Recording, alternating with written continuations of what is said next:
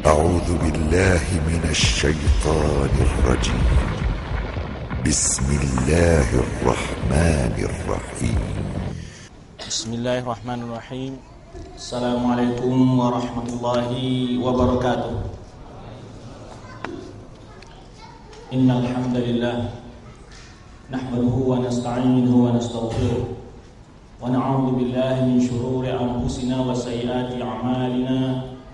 Man yahdihillahu fala mudilla lahu wa man yudlil fala hadiya lahu. Wa ashhadu an la ilaha illallah wahdahu la syarika lahu wa asyhadu anna Muhammadan abduhu wa rasuluhu la nabiyya ba'dahu. Ya ayyuhalladzina amanu taqullaha haqqa tuqatih wa la tamutunna illa wa antum muslimun. Ya ayyuhan nasu taqu rabbakumul ladzi khalaqakum min nafsin wahidah wa khalaqa minha zawjaha wa batha minhuma rijalan katsiran wa nisaa'a wattaqullaha alladzi tasaaluna bihi wal arham innallaha kana 'alaykum raqiba. Ya ayyuhalladzina amanu taqullaha wa qulu qawlan sadida yuslih lakum a'malakum wa yaghfir lakum dhunubakum wa man yuti'illaha wa rasulahu faqad faza fawzan 'azima. Amma ba'd, fa inna asdaqal hadits kitabullah wa khairul huda Muhammadin sallallahu alaihi wasallam wa syarrul umuri muhdatsatuha wa kullu muhdatsatin bid'ah wa kullu bid'atin dhalalah wa kullu dhalalatin finnar. Ma'asyiral ikhwah, dengan senantiasa memanjatkan puji dan syukur kepada Allah Subhanahu wa taala yang maha sempurna dalam segala sifatnya dan perbuatannya, yang maha adil dalam segala hukumnya, yang maha bijaksana dalam segala keputusannya. Semoga kita senantiasa jadikan Allah Subhanahu wa taala hamba-hambanya yang bersyukur dan dapat menjadikan nikmat-nikmat yang diberikan oleh Allah Subhanahu wa taala kepada kita sebagai fasilitas untuk semakin meningkatkan keimanan dan ketakwaan kita kepada Allah Subhanahu wa taala. Kemudian salawat dan salam kepada Nabi kita Muhammad sallallahu alaihi wasallam sebagai pembawa rahmat kepada seluruh alam. Dan tidak akan sempurna keimanan salah seorang kita sampai kita mencintai Rasulullah SAW melebihi dari mencintai orang tua kita dan anak kita serta manusia seluruhnya, bahkan lebih kita cintai daripada diri kita sendiri. Karena Rasulullah SAW menyebutkan dalam sabdanya, la yu'minu ahadukum hatta akuna ahabba ilaihi min walidihi wa waladihi wan nas ajma'in. Kata Rasulullah SAW, tidaklah sempurna keimanan salah seorang kalian sampai aku lebih dia cintai daripada orang tuanya dan anaknya dan manusia seluruhnya. Di antara bukti cinta kepada Rasulullah SAW adalah, atau bagian dari mencintai Rasulullah SAW adalah mencintai dan memuliakan keluarga beliau. Semana beliau sebutkan dalam sabdanya, "Udzakkirukumullah fi ahli baiti, udzakkirukumullah fi ahli baiti, udzakkirukumullah fi ahli baiti." Kata Rasulullah sallallahu alaihi wasallam, aku ingatkan kalian kepada Allah tentang hak-hak keluargaku. Ungkapan ini diulang oleh Rasulullah sallallahu alaihi wasallam sebanyak 3 kali. Kemudian berkata pula Imam Baihaqi bahwa termasuk bagian dari mengagungkan Nabi sallallahu alaihi wasallam adalah menghormati para keluarganya serta anak-anak kaum Muhajirin dan Ansar. Nanti akan kita berusaha sebutkan tujuan dari pembahasan ini. Pertama kita akan bicara dulu bahwa mencintai keluarga Rasulullah SAW adalah bagian dari mencintai Rasulullah SAW. Kemudian mencintai keluarga Rasulullah SAW bukan berarti harus memusuhi para sahabat-sahabat yang lainnya. Sebagaimana yang dipahami, yang diyakini oleh salah satu kelompok sesat dalam umat ini, yaitu kaum Syiah Rafidhah. Oleh sebab itu dalam bahasan kita kali ini kita akan mengupas tentang pandangan Ahlussunnah wal Jamaah terhadap Ahlul Bait atau keluarga Nabi sallallahu alaihi wasallam dan kelompok yang menyimpang dalam mencintai Ahlul Bait. Jadi tujuan pembahasan kita ini adalah, nanti akan ada di Jawa, kita sebutkan tujuan-tujuannya, agar kita mengetahui dalil-dalilnya dan bagaimana hakikat mencintai Ahlul Bait itu. Topik ini akan kita bagi kepada beberapa bagian sebagaimana berikut. Pertama, tujuan pembahasan. Apa tujuan kita membahas topik tentang Ahlul Bait? Kita mungkin jarang ya dalam kajian-kajian membahas masalah seperti ini, atau terluput oleh sebagian dai membicarakan masalah ini. Padahal masalah ini sebetulnya adalah masalah celah yang digunakan oleh orang Syiah di dalam menjelek-jelekkan Ahlussunnah wal Jamaah. Nanti akan kita buktikan bagaimana keyakinan Ahlussunnah wal Jamaah kepada Ahlul Bait, bagaimana mereka dalam mencintai Ahlul Bait. Kedua, pengertian Ahlul Bait. Nanti kita akan jelaskan pula apa yang dimaksud Ahlul Bait. Ketiga, dalil-dalil Al-Quran yang menerangkan tentang keagungan atau kemuliaan Ahlul Bait. Keempat, dalil dari sunnah atau hadis-hadis yang menerangkan tentang kemuliaan Ahlul Bait. Kemudian kelima, perkataan para ulama Ahlus Sunnah tentang kemuliaan Ahlul Bait. Keenam adalah kelompok yang menyimpang dalam mencintai Ahlul Bait. Kita beranjak kepada yaitu pembahasan pertama. Tujuan kita membahas masalah mencintai Ahlul Bait ini, apa yang kita harapkan? Kata orang-orang sekarang, apa visinya kita membahas maudhu' ini?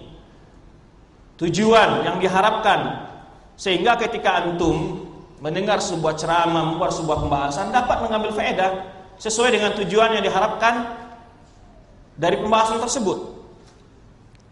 Jadi bukan hanya sekadar kita hadir tapi nggak tahu apa faedah yang akan dibawa pulang. Ini yang sering di dalam kita menghadiri majelis ilmu luput. Jadi ketika hadir kita mengetahui, melihat pembahasannya bagus sekali, tapi sampai di rumah, apa sih pembahasan-pembahasan yang inti yang harus kita ketahui, apa sih masalah-masalah yang diterangkan tadi? Lupa semua. Karena tidak ada poin-poin yang menjadi tarkis, menjadi tujuan utama untuk diketahui. Dan untuk semua tujuan itu, semua pekerjaan demikian pula harus kita lakukan mestinya. Seorang muslim tahu akibat atau kata orang prospek dari usahanya ini bagaimana ke depan, apa tujuannya, apa faedah yang diambil. Di antara tujuan pembahasan kita tentang membahas masalah ini, tentang kemuliaan Ahlul Bait dalam pandangan Ahlussunnah, pertama adalah menjelaskan kepada kaum muslimin bagaimana seharusnya kita bersikap terhadap keluarga Nabi SAW sesuai dengan pandangan Ahlussunnah wal Jamaah. Karena ada orang memahami, ya, mencintai Ahlul Bait itu harus mengkultuskan mereka. Nanti yang kita akan sebutkan kelompok-kelompok yang menyimpang dalam mencintai Ahlul Bait itu. Ya, pemahaman mereka tentang Ahlul Bait. Pembahasan ini adalah bagian dari akidah Ahlussunnah wal Jamaah. Jika kita membuka kitab-kitab akidah Ahlussunnah wal Jamaah, akan terdapat salah satu topik pembahasan min usul akidah Ahlussunnah wal Jamaah. Di antara dasar-dasar akidah Ahlussunnah wal Jamaah adalah mencintai Ahlul Bait. Kenapa ini dijadikan salah satu poin yang penting? Karena Rasulullah SAW tadi sudah kita sebutkan, menyuruh kita untuk menghormati apa? Keluarga beliau. Dan bahkan sebagai bukti kecintaan kita kepada Rasulullah SAW adalah mencintai keluarga beliau. Ini menunjukkan, jadi kalau kita lihat para ulama kita Ahlussunnah wal Jamaah menulis kitab-kitab akidah tidak pernah melewatkan topik ini, yaitu topik tentang kemuliaan Ahlul Bait. Ini menunjukkan akan penting dan urgennya masalah ini untuk diketahui oleh setiap muslim, sehingga para ulama kita menjadikan cinta Ahlul Bait sebagai bagian dari pokok-pokok akidah Ahlussunnah wal Jamaah.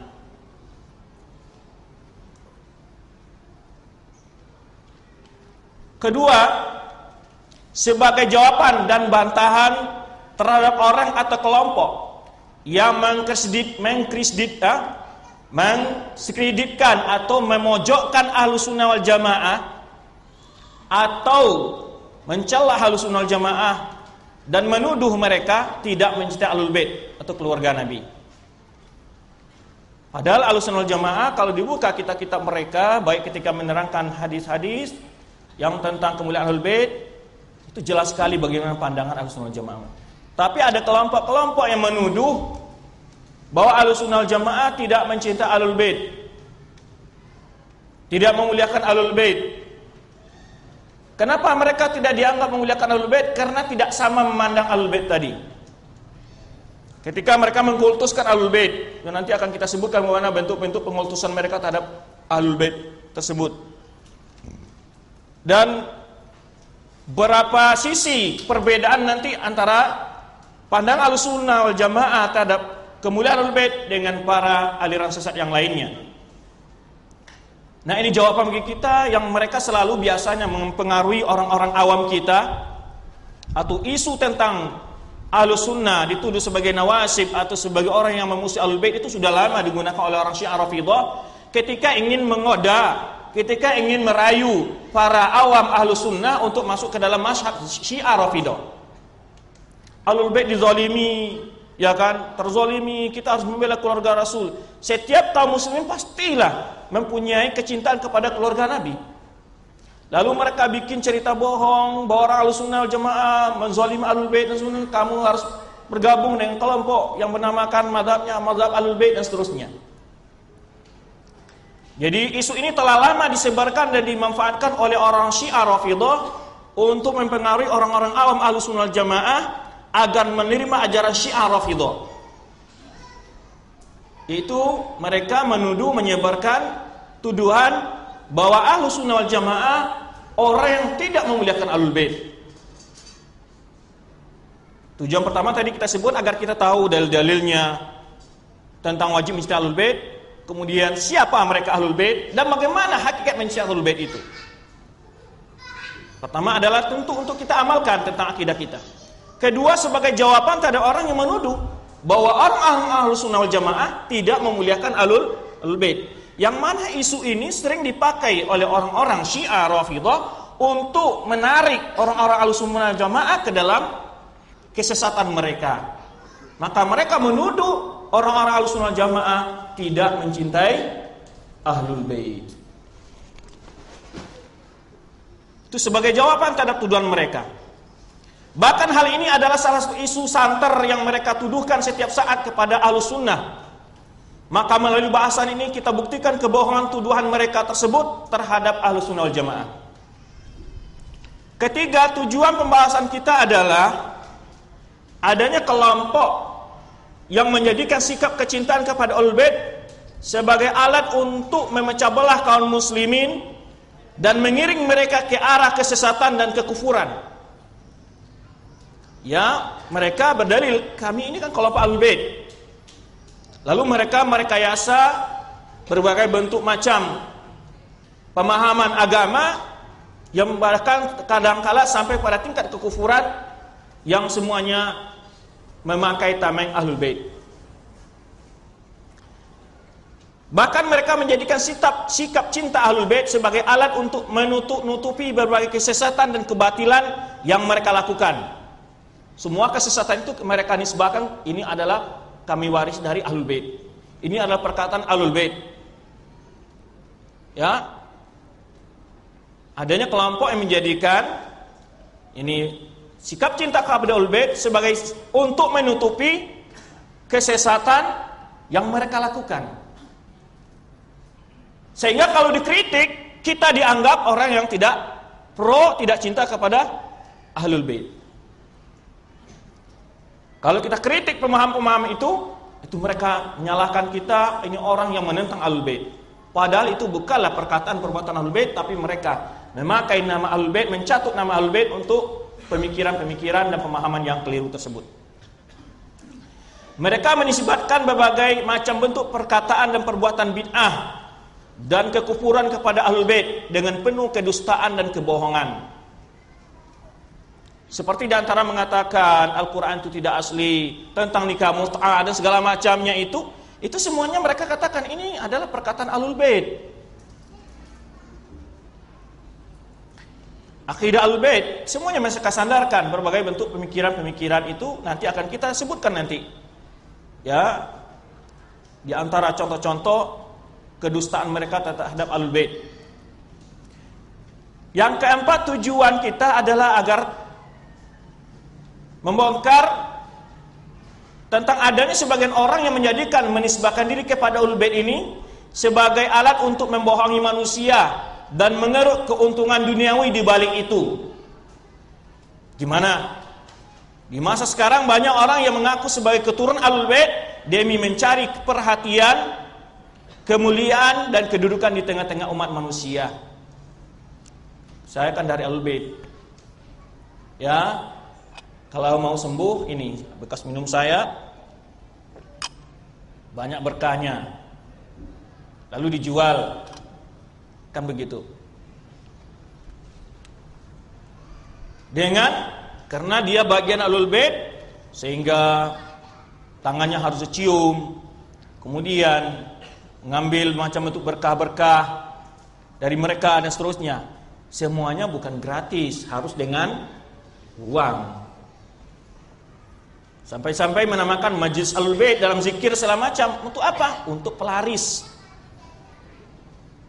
Untuk pelaris berbagai bentuk dagang kesesatan mereka jajakan. Semuanya dinisbahkan sebagai kami ini adalah keturunan Ahlul Bait. Lalu karena keturunan Ahlul Bait, kami tidak berhak dikritik. Tujuan terakhir adalah dari pembahasan kita ini ialah untuk membersihkan Ahlul Bait dari berbagai tuduhan batil yang disandarkan kepada mereka, dan sesungguhnya Ahlul Bait berlepas diri dari berbagai tuduhan-tuduhan tersebut. Karena banyaknya yang orang-orang mengaku mencintai Ahlul Bait itu menisbahkan berbagai macam bentuk khurafat dan bid'ah serta kesyirikan. Ini adalah berdasarkan dari Ahlul Bait. Nah, ini menyebabkan maka kita perlu rasanya membuktikan bahwa itu bukanlah datang dari Ahlul Bait. Ahlul Bait adalah orang-orang yang mulia, orang-orang yang punya ilmu, ya. Orang-orang yang wajib kita cintai. Tetapi siapa Ahlul Bait yang wajib kita cintai? Maka pada berikutnya kita berpindah pada topik pengertian Ahlul Bait. Siapa sih Ahlul Bait? Apakah setiap orang itu bisa disebut dirinya Ahlul Bait? Ya. Ahlul Bait menurut penjelasan para ulama kita adalah mereka yang diharamkan menerima sedekah dan zakat. Itu definisi memang disebut oleh para fuqaha, demikian para ahlul hadis, syurahul hadis tentang hadis ini. Mereka mengambil pada sini yaitu yang diharamkan menerima sedekah. Berarti di sini kalau orang-orang yang suka kerja mengumpulkan sedekah tapi ngaku Ahlul Bait, gimana kira-kira? Ya kan? Apalagi memanfaatkan gelar Ahlul Bait itu untuk nipu orang. Mantra-mantra, jimat-jimat dan segala macamnya, ya kan? Berdasarkan apa ulama kita mengambil definisi itu? Karena Rasulullah SAW pernah bersabda dalam hadis riwayat Imam Muslim, "In hadhihi sadaqat innama hiya awsakhun nas wa innaha la tahillu li Muhammadin wa la li ali Muhammad." Kata Rasulullah SAW, sesungguhnya sedekah-sedekah ini adalah kotoran dosa manusia, dan sesungguhnya ia tidak halal bagi Muhammad dan tidak pula bagi para keluarga Muhammad. Jadi siapa mereka yang disebut Ahlul Bait? Orang-orang yang memang diharamkan menerima sedekah dan zakat di masa Rasulullah SAW sampai keturunan-keturunannya pada hari ini. Sekarang pertanyaan, siapa mereka yang memang diharamkan menerima zakat dan sedekah di masa Rasulullah SAW? Mereka yang diharamkan menerima sedekah dan zakat tersebut adalah Pertama, para istri dan keturunan Nabi SAW, serta siapa saja yang beriman dari Bani Hashim dan Banu Muttalib, sebagaimana yang disebutkan oleh para ulama Ahlussunnah wal Jamaah dalam kitab-kitab mereka. Sedangkan Syiah nanti kita akan lihat, mereka tidak memasukkan keluarga atau istri-istri Nabi bagian dari Ahlul Bait. Bahkan dari anak-anak Nabi pun yang mereka anggap sebagai Ahlul Bait itu hanyalah siapa? Fatimah dan Ali. Bahkan dari keturunan Ali itu yang mereka anggap Ahlul Bait itu siapa? Cuman Ali, Hasan, Husain. Anak yang lainnya tidak. Kemudian dari keturunan Hasan tidak mereka anggap langsung keturunan Husain. Keturunan Husain sebagai kecil dari keturunan Husain. Nanti kita akan lihat di sini siapa mereka Ahlul Bait itu. Jadi siapa sih yang sebenarnya benar-benar mencintai Ahlul Bait? Atau ya, apakah orang Syiah atau orang Ahlus Sunnah? Orang Syiah justru kebanyakan mereka memusuhi Ahlul Bait, kecuali sebagian kecil dari Ahlul Bait yang mereka kultuskan. Itu yang tidak mereka musuhi. Seperti Imam Nawawi ketika memberi judul salah satu bab dalam kitab Sahih Imam Muslim, beliau berkata, bab tahrimus shadaqah ala Rasulillah sallallahu alaihi wasallam. Imam Nawawi menyebutkan dalam kitab memberi bab, judul bab salah satu Sahih Imam Muslim itu menyebutkan bab penjelasan tentang haramnya zakat untuk Rasulullah dan para keluarganya, yaitu Bani Hashim. Jadi para keluarganya, siapa para keluarganya itu? Yaitu keturunan Bani Hashim dan Banu Muttalib duna ghairihim, bukan selain. Karena kenapa disebut Bani Muttalib di sini dan Bani Hashim? Nanti akan kita sebutkan juga dari Fadail al-Bait, yaitu di antara kata Rasulullah SAW, Inna Allah astafani wastafani Bani Hashim. Inna Allah astafa Kinana min Bani Ismail wastafa. Ini Inna Allah astafa Quraisy min Bani Ismail wastafa min Quraisy Kinana wastafa Bani Hashim min Kinana wastafani Bani Hashim. Atau kama qala sallallahu alaihi wasallam. Jadi Banu Hashim, anak-anaknya, siapa yang Banu Hashim itu? Hashim itu siapa? Hah? Hafal nggak keturunan Rasulullah SAW? Siapa? Hah? Muhammad bin Abdullah bin, ini ke semua, kalau keturunan selebriti, bintang film, bintang bola, tahu semua ya. Di mana lahirnya, berapa kali makan sehari, nomor bajunya, nomor sepatunya hafal. Ketika Rasulullah SAW nggak hafal ya. Muhammad bin Abdullah bin Abdul Muttalib bin Hashim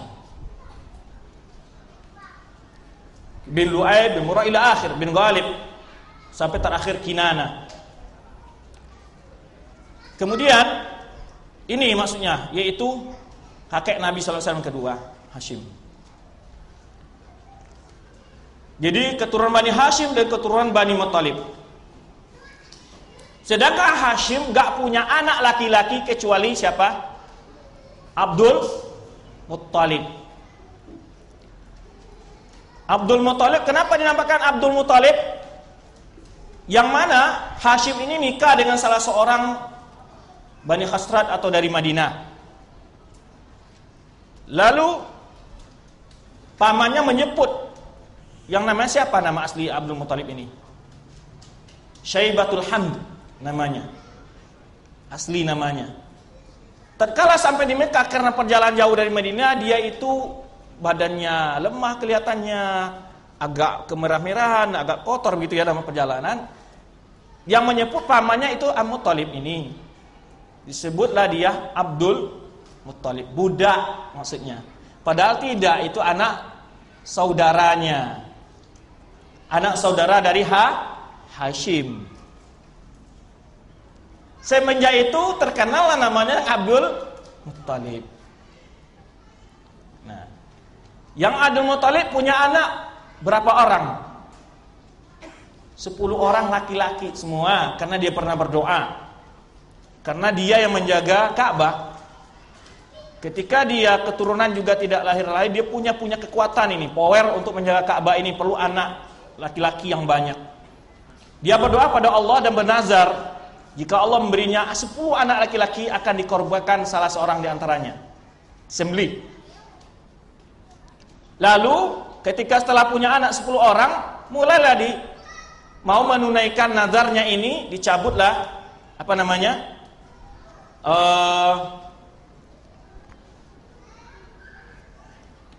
dicabut lotre namanya untuk dipilih mana yang mau disembelih. Setiap dipilih itu selalu Abdullah, sedangkan Abdullah ini anaknya yang paling dicintai. Lalu dia bertanya, bagaimana solusinya ini? Karena ditanya, lalu harus ditebus dengan 100 onta ceritanya. Kemudian itulah yang menjadikan dia. Oleh sebab itu Rasulullah pernah menyebutkan dalam sabda, ana ibnu Dabihataini. Saya ini anak 2 dari orang yang disembelih. Maksudnya Ismail yang waktu mau disembelih oleh bapaknya siapa? Ibrahim. Kemudian juga Abdullah. Kemudian saudara-saudara Abdullah banyak. Di antaranya adalah siapa? Hamzah, Abbas. Kemudian lagi siapa? Abu Thalib. Itu adalah semuanya saudara-saudara, banyak saudaranya, 10 orang. Artinya saudara-saudara dari ayah Rasulullah ini yang masuk Islam ataupun anak-anaknya itu termasuk ahlul bait. Nah, ini yang perlu kita pahami nanti. Maka perlu kita jelas siapa sih orang ahlul bait itu, siapa saja ahlul bait itu, yang ahlul bait itu siapa saja. Kemudian itu dalil bahwa keturunan Bani Hashim dan Abdul Muthalib, kalau Hashim anaknya punya anak satu-satunya siapa? Cuman Abdul Muthalib. Kemudian Abdul Muthalib punya anak yang banyak tadi 10. Yaitu di antara saudara-saudaranya dari Abdullah itu bapak Nabi kita Muhammad SAW, yaitu seperti siapa? Hamzah, Abbas, Abu Thalib, ya, dan banyak saudara-saudara yang lain. Uqail itu yang lainnya. Uqail anak dari Ali. Uqail apa? Ya, saudara dari Ali. Ja'far saudara dari Ali, anak Abu Thalib. Baik, kita lanjutkan. Itu tentang orang-orang menjadi ahlul bait. Adapun tentang masuknya para istri Nabi SAW ke dalam bagian ahlul bait, kenapa kita sebutkan bahwa istri Nabi itu bagian dari ahlul bait? Karena orang Syiah tidak menjadikan Rasulullah SAW, tidak menjadikan istri-istri Rasulullah SAW sebagai bagian dari ahlul bait. Tidak mau mereka. Maka oleh sebab itu dalam kitab-kitab mereka, apakah itu kitab doa-doa mereka, itu penuh dengan caci makian terhadap Aisyah dan Hafsah. Maka adapun dalil tentang masuknya istri-istri Nabi SAW sebagai bagian dari ahlul bait adalah firman Allah Subhanahu wa taala, "Innama yuridullahu liyudhiba ankum rijsa ahlul baiti wa yutahhirukum tathira." Sesungguhnya Allah bermaksud hendak menghilangkan dosa dari kalian, wahai para ahlul bait, dan membersihkan kalian sebersih-bersihnya. Kita tahu bahwa ayat ini turun di mana? Di rumah salah seorang istri Nabi SAW. Jelas yang dimaksud ahlul bait itu siapa? Istri Nabi SAW. Dan jika kita melihat ini, ayat ini dalam surat Ahzab, itu sebelum bercerita tentang istri Nabi, kemudian setelahnya pun bercerita tentang istri Nabi SAW. Namun orang-orang Syiah nanti akan ada syubhahnya, ada bantahan tentang ayat ini, bahwa mereka bukan dari bagian ahlul bait. Akan kita jawab nanti argumentasi mereka. Imam Ibnu Katsir berkata, ketika menafsir firman Allah tersebut, hal ini adalah konteks jelas sekali, sharihah, ya, secara tegas memasukkan para istri Nabi SAW ke dalam bagian ahlul bait dalam ayat ini. Dia jelas sekali bahwa istri Nabi SAW adalah bagian dari ahlul bait, sebagaimana yang disebutkan dalam ayat ini. Ini dalil tentang masuknya istri-istri Nabi sebagai bagian dari ahlul bait. Karena mereka adalah sebagai sebab diturunkannya ayat tersebut. Ayat ini turun sebab nuzulnya itu di rumah istri Nabi SAW. Nah, sedang menurut kesepakatan para ulama, penyebab turunnya ayat adalah termasuk ke dalam kandungan ayat itu secara langsung. Bisa jadi secara tunggal, yakni semata-mata salah satu pendapat, atau bersama dengan yang lainnya menurut pendapat yang lain. Selanjutnya beliau berkata lagi, siapa? Imam Ibnu Katsir. Kenapa Ibnu Katsir berkata demikian? Karena hendak membantah orang-orang Syiah Rafidhah yang mengeluarkan istri-istri Nabi sebagai bagian dari Ahlul Bait. Selanjutnya Ibnu Katsir berkata, suatu hal yang tidak diragukan lagi tentangnya bagi orang-orang yang memahami Al-Quran, bahwa para istri Nabi SAW termasuk ke dalam firman Allah. Sesungguhnya Allah bermaksud hendak menghilangkan dosa dari kalian, wahai Ahlul Bait ini. Innama yuridullahu liyudhiba ankum rijsa ahlul baiti wa yutahhirukum tathira. Ini yang maksud surat Al-Ahzab ini. Karena hubungan konteks pembicaraan adalah bersama mereka. Karena itu sesudahnya Allah berfirman. Tadi kita sebutkan ayat ini adalah berbicara tentang istri-istri Nabi. Bahwa ayat tadi adalah memasukkan istri Nabi sebagai bagian dari Ahlul Bait. Ini dalil yang pertama yang menunjukkan bahwa para istri Nabi adalah bagian dari Ahlul Bait. Kenapa kita membahas masalah ini? Tadi kita sebutkan karena sebagian orang Syiah Rafidhah mengeluarkan istri-istri Nabi dari bagian Ahlul Bait. Lalu Ibnu Katsir menyebutkan kenapa? Karena hubungan konteks pembicaraan adalah bersama mereka, maksudnya bersama istri-istri Nabi. Karena itu sesudah ayat tersebut Allah berfirman, "Wadhkurna ma yutla fi buyutikunna min ayatillahi wal hikmah." Hendaklah para istri-istri Nabi itu ya dan ingatlah apa yang dibacakan di rumah-rumah kalian itu istri-istri Nabi dari ayat-ayat Allah dan hikmah. Artinya hendaklah kalian istri-istri Nabi amalkan apa yang diturunkan Allah kepada Rasulnya di rumah kalian dari ayat dan Al-Quran, dari ayat Al-Quran dan Sunnah. Ini perkataan Ibnu Katsir. Jadi ayat itu berbicara tentang hubungan dengan ayat itu konteks sekali, yang dimaksud adalah para istri Nabi. Nanti akan kita komentari itu bahwa dalil-dalil secara umum memasukkan bahwa keluarga Nabi itu adalah keturunan Bani Hashim atau keturunan Bani Muthalib. Dari paman-paman Rasulullah SAW, saudara dari ayah bunda Rasulullah SAW, itu semuanya adalah yang beriman, maksudnya adalah apa? Dianggap ahlul, seperti Abu Jahal, Ahlul Bait enggak? Walaupun dia termasuk saudara paman dari bukan Abu Lahab. Bukan Abu Jahal, Abu Lahab. Abu Lahab adalah paman Rasulullah SAW. Apakah Abu Lahab sebagai Ahlul Bait? Tidak, karena dia tidak beriman. Yang dimaksud Ahlul Bait itu adalah siapa saja yang beriman dari Bani Hashim dan Bani Muthalib. Ya, itu adalah anggap Ahlul Bait. Kemudian para istri Nabi adalah bagian Ahlul Bait dengan berdasarkan firman Allah tadi. Nanti akan kita tambah dalil yang lain yang menyebutkan tentang bahwa istri Nabi adalah bagian dari Ahlul Bait. Kita lihat bagaimana pandangan Syiah Rafidhah tentang Ahlul Bait. Siapa Ahlul Bait menurut mereka? Adapun menurut Syiah Rafidhah, Ahlul Bait tersebut hanya terbatas pada keturunan Ali. Pada keturunan Ali. Padahal tadi kita sebutkan bahwa saudara-saudara Ali pun banyak yang masuk Islam. Seperti siapa? Uqail dan Ja'far. Yang masing-masing mereka pun mempunyai apa? Anak.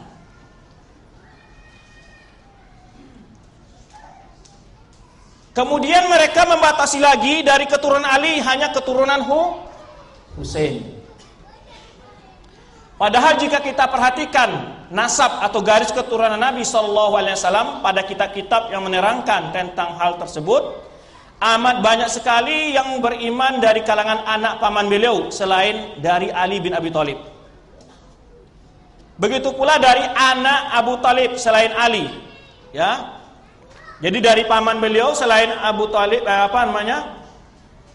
dari kalangan anak paman beliau selain dari anak Abu Thalib, begitu pula dari kalangan anak Ali sendiri pun, ya, seperti demikian pula dari kalangan anak Abu Thalib yang selain Ali, saudara-saudara dari Ali.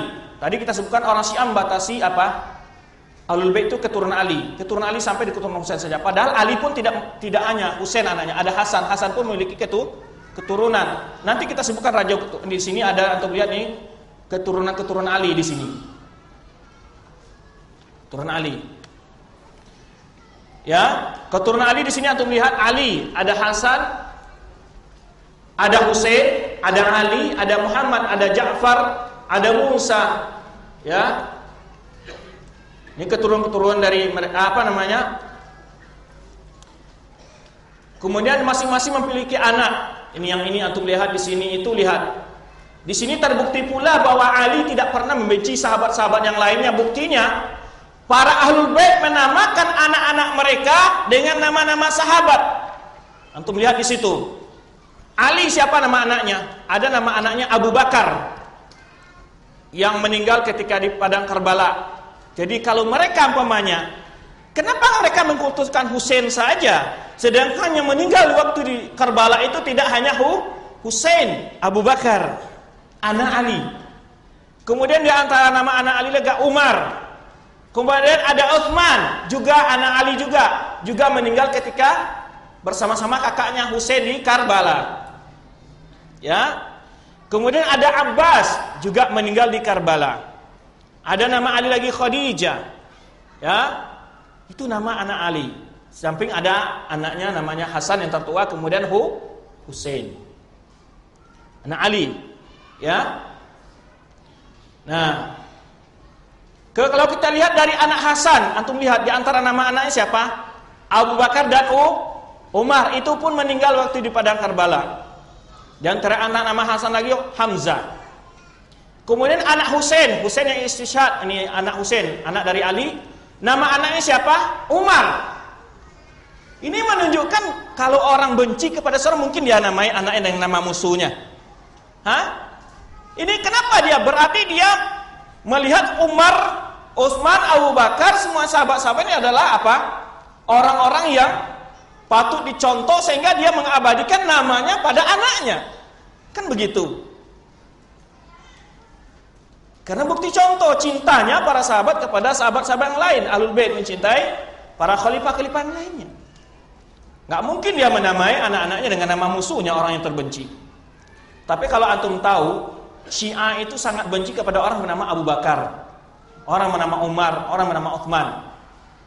Bahkan kalau disebutkan dalam kitab-kitab mereka itu, kalau pada hari Asyura itu, mereka itu menamakan kambing atau anjing, pemain mereka namakan Utsman, lalu mereka pukul-pukul. Umar, Abu Bakar, begitu kerja mereka. Aisyah dan seterusnya. Saking bencinya mereka itu. Sedangkan Ahlul Bait sendiri itu kelihatan bagaimana mencintai sahabat yang lain, sehingga menamakan anak-anaknya dengan nama para sahabat. Kemudian anak Ali lagi, Ali Zainul Abidin, di antara anaknya namanya Utsman dan juga Umar. Ya. Ini Ali Zainul Abidin, ini anak dari Husain. Kemudian Muhammad. Ya. Kemudian Ja'far juga menamakan anaknya Abbas. Musa Al-Kadhim menamakan anaknya Umar, juga menamakan Abu Bakar. Kita lihat para Ahlul Bait di sini menamakan anak-anaknya dengan nama terakhir.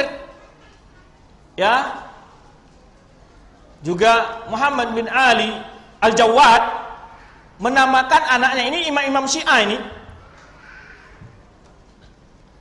Ya, imam-imam Syiah yang 12, tapi yang 12 itu kan gaib, gak dilahirkan sebetulnya. Cuma mereka merekayasa ada imam yang ke-12. Ya.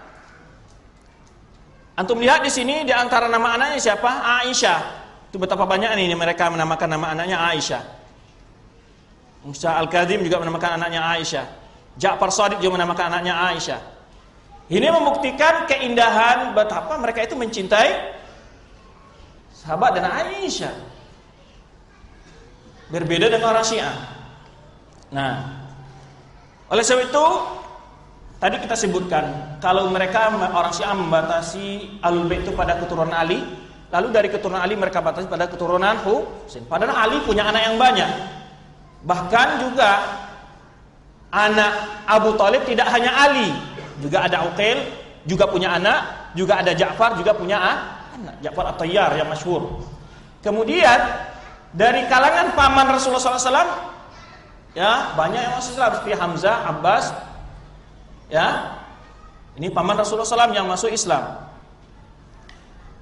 Demikian pula Nabi SAW mempunyai paman-paman lain yang masuk Islam dan juga mempunyai anak yang masuk Islam seperti Hamzah, Harith, paman Rasulullah SAW, saudara dari ayah bunda Rasulullah SAW, dan Abbas. Mereka masing-masing punya anak. Abbas yaitu mempunyai anak namanya Abdullah bin Abbas, dan juga banyak lagi Ali dan seterusnya. Bahkan beliau adalah salah seorang sahabat yang sangat masyhur, Abdullah bin Abbas. Ini Ahlul Bait. Ya, Abbas Ahlul Bait, Harith Ahlul Bait, kemudian Hamzah Ahlul Bait. Wajib kita cintai. Di antara kesesatan Syiah lagi dalam hal ini adalah mengeluarkan para istri Rasulullah SAW dari bagian Ahlul Bait. Mereka tidak mau menjadikan para ummahatul mukminin sebagai bagian dari Ahlul Bait. Bahkan sebaliknya mereka mencaci para ummahatul mukminin, terutama sekali wanita yang paling dicintai Rasulullah sallallahu alaihi wasallam. Ya. Ketika salah seorang sahabat bertanya, "Man habun nasi ila habun nas?" Ini ilaika ya Rasulullah. Qala Aisyah. Dia jawab, adalah Aisyah. Manusia yang paling cintai Rasulullah SAW, Aisyah. Wa minar rijal abuha. Di kalangan laki-laki adalah ayahnya, itu ayah Aisyah, Abu Bakar Siddiq radhiyallahu anhu. Jadi di sini kita menjelaskan bagaimana pandang Ahlussunnah Jamaah. Wa Ahlussunnah Jamaah tidak membeda-bedakan dalam mencintai Ahlul Bait, semuanya dicintai. Ya.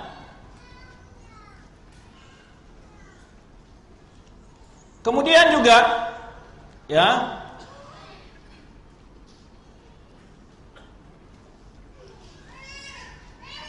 tadi kita sebutkan di antara kisah Syiah, bahkan mereka musuhi manusia atau istri Rasulullah SAW yang paling dicintai Rasulullah, itu Aisyah dan Anha. Dan yang lebih sesat lagi adalah mereka anggap cacian-cacian mereka terhadap istri Rasulullah SAW serta cacian terhadap sahabat-sahabat yang lainnya adalah sebagai salah satu sarana yang dapat mendekatkan diri kepada Allah Subhanahu wa taala. Jadi itu tasbihnya mereka. Ada nama salah satu kitab doa Syiah itu pernah saya baca sendiri dan pernah saya kumpul beberapa buah. Biasanya mereka itu meninggalkan di hotel-hotel kalau di waktu kami masih di Medina dulu.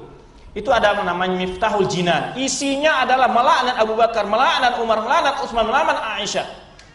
Maka oleh sebab itu ulama kita menyebut tidak ada umat manusia yang beragama, yaitu ajaran agamanya yang menjadikan caci maki sebagai ibadah, kecuali hanya Syiah. Zikirnya caci maki, doanya caci maki. Antum lihatnya salah satu kitab mereka nanti, mamanya ada yang pergi haji, lihat nanti buku doa mereka, ada namanya judul Miftahul Jinan. Ya, itu isinya laknat, caci maki terhadap para sahabat. Dalam buku-buku mereka menamakan Abu Bakar dan Umar itu sebagai tauhid, ini sebagai tauhid. Bahkan mereka mengatakan Aisyah itu adalah apa? Baqarah, ketika mereka menafsirkan surat Al-Baqarah itu yang disuruh disembelih kepada Bani Israil, yang suruh Allah menyembelih Baqarah, kata mereka itu Aisyah. Sampai mereka membencinya seperti demikian. Jadi banyak sekali mereka itu mencaci para sahabat. Kemudian padahal Rasulullah SAW nyata-nyata menyebutkan dalam sabdanya bahwa istri beliau termasuk ke dalam Ahlul Bait, bagian dari Ahlul Bait. Sebagaimana terdapat dalam kisah tuduhan buruk orang-orang munafik terhadap Aisyah. Kita ingat ketika Aisyah yang dikenal dengan Qissatul Ifk, itu ketika Aisyah dituduh oleh orang munafik, yaitu berbuat apa? Berbuat zina. atau selingkuh, bahasa modernnya. Ya, dituduh orang munafik. Lalu Rasulullah SAW menyebutkan beberapa kali dalam sabdanya di sini yang mengatakan Aisyah itu adalah min ahlihi. Apa bunyi hadisnya diriwayatkan Imam Bukhari? May ya'dzuruni min rajulin balagha adahu fi ahli. Siapa yang siap membelaku dari seseorang yang menyakiti keluargaku? Siapa keluarga Rasul? Min ahli di sini maksudnya Aisyah. Fa wallahi ma alimtu ala ahli.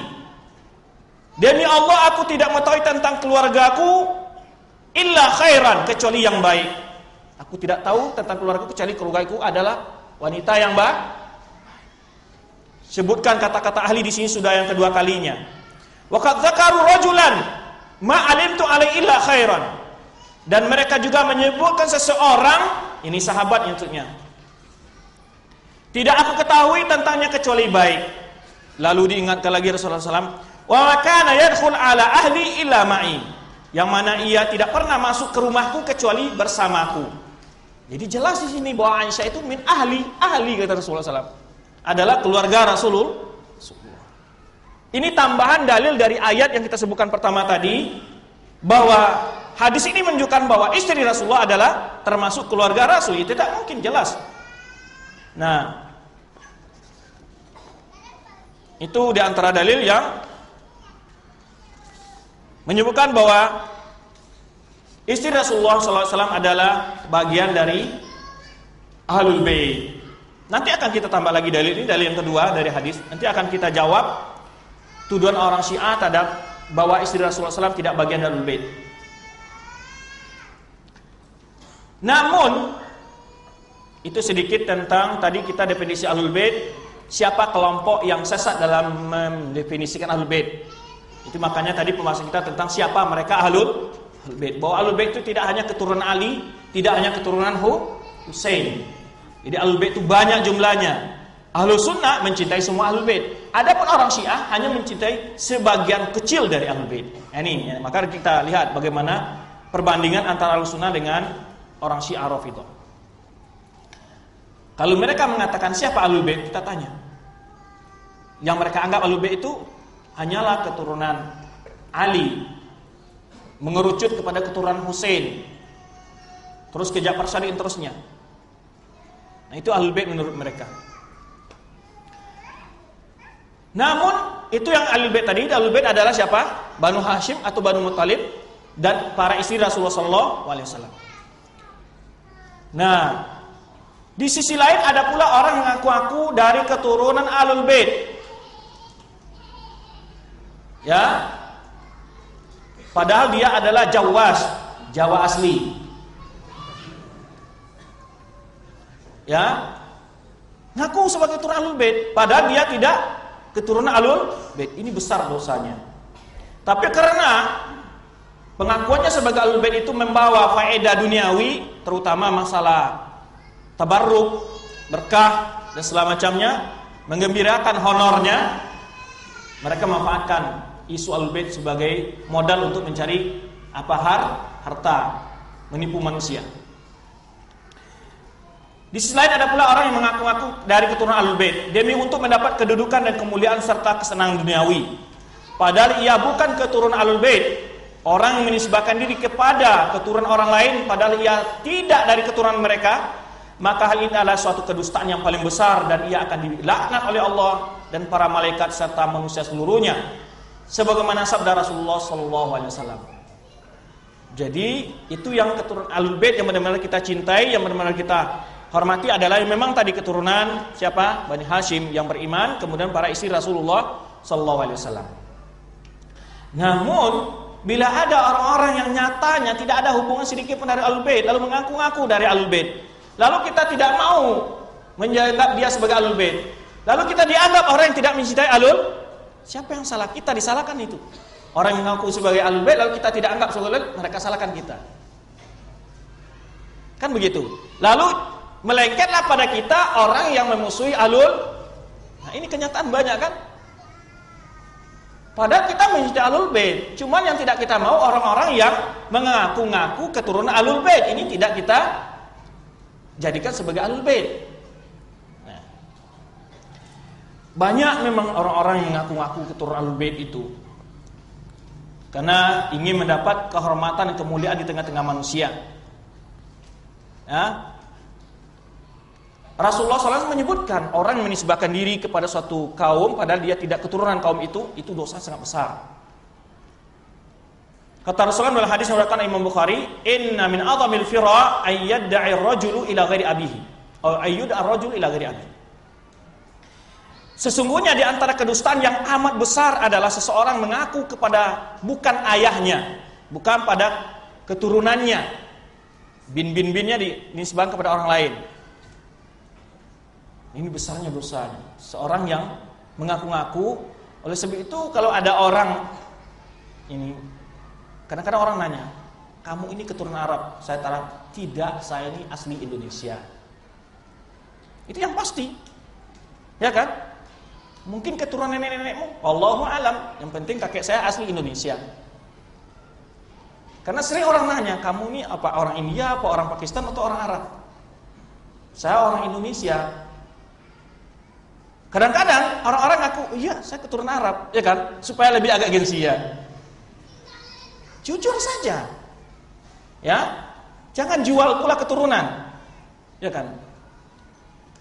Ini kadang-kadang orang ingin untuk mengangkat apa istilahnya gengsinya ya. Saya keturunan Arab gitu ya. Tidak, karena kemuliaan itu sudah jelas bukan pada keturunan semata.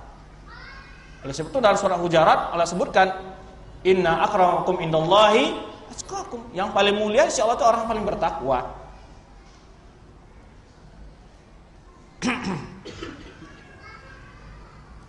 Jadi jangan sekali-kali mengaku-ngaku. Ini yang sehat kepada orang-orang yang mengerti tentang keturunannya, lalu karena dianggap-anggap orang sebagai Ahlul Bait, lalu mau aja. Ya kan? Jangan, terangkan. Dalam riwayat lain Rasulullah SAW bersabda dalam hadis riwayat Imam Muslim, ini hadis ini dari Ali lagi yang meriwayatkannya.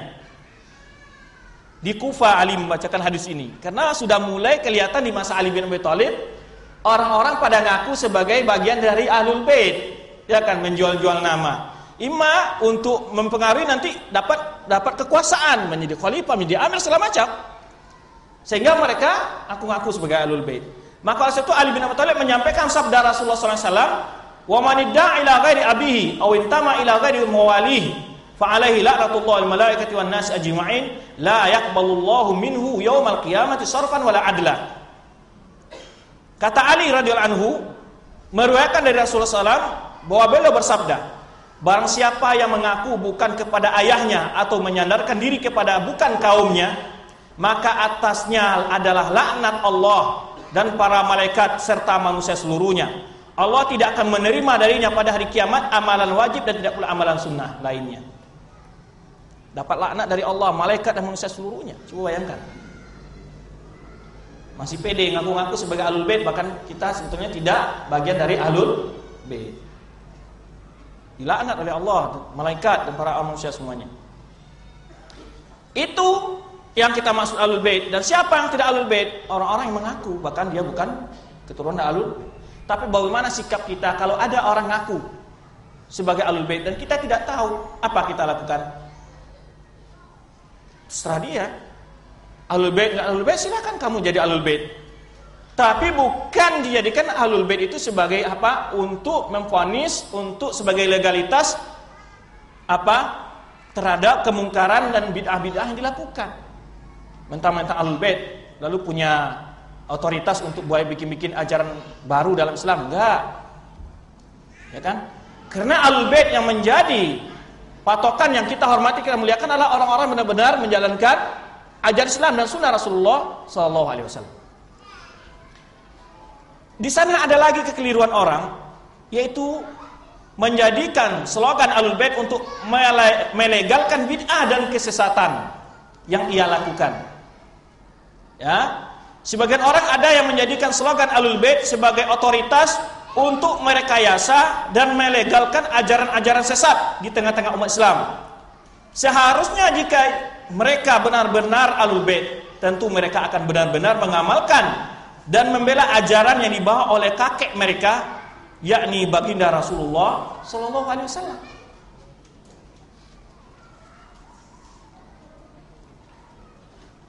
Kalau benar-benar dia Ahlul Bait, tentu dia akan mencintai ajaran Rasulullah SAW, bukan mengotak-atik ajaran yang dibawa oleh Rasulullah SAW. Karena hubungan keturunan tidak akan berarti apa-apa bila tidak dilandasi dengan iman dan ketakwaan. Tadi sudah kita baca ayatnya. Sebagaimana bagian anak-anak para anbiya yang tidak mau beriman dengan bapaknya. Contohnya siapa? Anak Nabi Nuh. Demikian pula istri-istri para nabi yang tidak mau beriman seperti istri Nabi Nuh dan istri Nabi Lut. Ya kan? Orang tuanya, tidak ada pengaruhnya anaknya Nabi. Kalau pada keluarganya tidak mau beriman, tidak ada hubungan keluarga di sana lagi. Tidak ada hubungan keimanan, maka itu tidak bisa dianggap sebagai Ahlul Bait. Seperti Abu Thalib, itu tidak disebut Ahlul Bait karena dia tidak beriman. Abu Lahab tidak dianggap sebagai Ahlul Bait karena dia tidak beriman.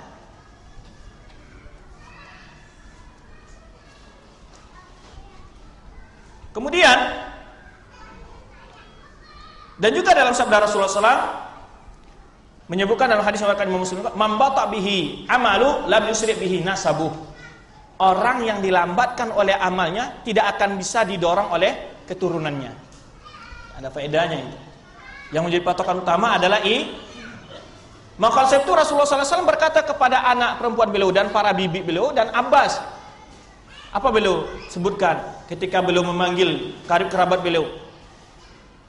Ya Bani Abdul Muttalib, ishtaru anfusakum minallah, la ugni ankum minallahi syai'a. Wahai para keturunan Bani Abdul Muttalib, ya, yaitu berilah diri kalian kepada diri kalian dari Allah Subhanahu wa taala. Aku tidak bisa berbuat apa-apa terhadap kalian di hadapan Allah nanti.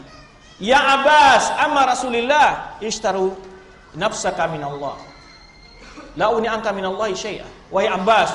Kemudian ya Sofia bin ammat Rasulullah, paman beliau, bibi beliau Sofia. Kemudian bahkan anak beliau ya Fatimah binti Rasulullah, saluni min mali ma syi'ti. La uni anki minallahi syai'a. Aku hanya bisa memberi kebutuhan dunia pada engkau, tapi aku enggak bisa menyelamatkanmu dari azab Allah kalau tidak mau beriman. Banyak lagi dalil-dalil yang menyebutkan kalau orang tidak benar-benar beriman Rasulullah tidak ada artinya hubungan keturunan. Dan ini berlaku pada nabi-nabi sebelumnya. Enggak ada arti keturunan. Walaupun dia istri nabi, walaupun dia anak nabi, kalau tidak beriman tidak bisa. Tidak ada dapat nabi itu memberi syafaat kalau dia tidak beriman. Oleh sebab itu tidak ada arti hubungan keturunan bagi Abu Lahab dan Abu Thalib ketika keduanya enggan untuk mengikuti ajaran yang dibawa oleh anak saudaranya yaitu Rasulullah SAW.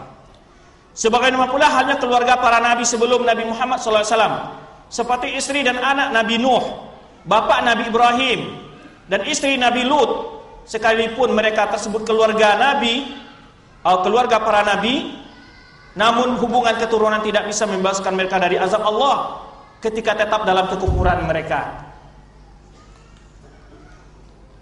Demikian pula orang-orang mengaku keturunan Ahlul Bait jika mereka enggan untuk mengikuti syariat Rasulullah SAW atau membuat ajaran-ajaran yang bertentangan dengan ajaran yang dibawa oleh Rasulullah SAW, maka dengan sendirinya mereka telah mengeluarkan diri mereka dari bagian Ahlul Bait, sekalipun pada kenyataannya mereka benar-benar keturunan Ahlul Bait.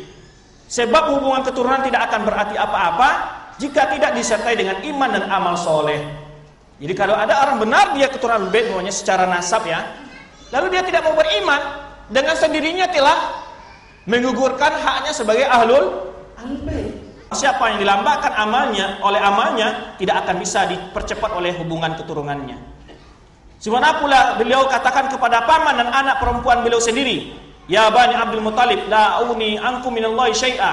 Ya Abbas bin Abdul Muttalib, la ugni anka minallahi syai'a. Ya Sofiyata ammata Rasulillah, la ugni anki minallahi syai'a. Ya Fatimatu binta Rasulillah, salini bima syi'ti. Ya la ugni anki minallahi syai'a. Muttafaqun alaih. Wahai anak keturunan Abdul Muttalib, aku tidak dapat membela kalian sedikit pun di hari Allah. Wahai Abbas bin Abdul Muttalib, aku tidak dapat membela engkau dari Allah. wahai Sofia bibi Rasulillah, aku tidak dapat membela engkau sedikit pun dari Allah. Wahai Fatimah binti Rasulillah, ya, mintalah apa yang engkau mau, aku tidak dapat membela engkau sedikit pun dari Allah. Jadi yang jadi masalah adalah bagaimana para Ahlul Bait itu benar-benar mengikuti ajaran yang dibawa oleh Rasulullah SAW. Kalau tidak, dengan sendirinya dia sudah mengeluarkan dirinya dari bagian Ahlul Bait. Baik. Itu tentang pengertian Ahlul Bait dan beberapa penyimpangan di dalam pengertian Ahlul Bait. Seperti orang Syiah hanya membatasi Ahlul Bait itu pada keturunan Ali, atau ada orang mengaku-ngaku keturunan Ahlul Bait padahal dia tidak keturunan Ahlul Bait. Yang ketika ada orang yang benar dari keturunan Ahlul Bait tapi tidak mengikuti sunnah dan ajaran Rasulullah dengan sebenarnya. Kita beranjak kepada pembahasan yang berikutnya, yaitu ayat Al-Quran, ayat-ayat Al-Quran yang menerangkan tentang kemuliaan Ahlul Bait. Berikutnya kita sebutkan ayat menerangkan keutamaan Ahlul Bait serta komentar para ulama mufassirin, para ahli tafsir dalam menjelaskan ayat tersebut.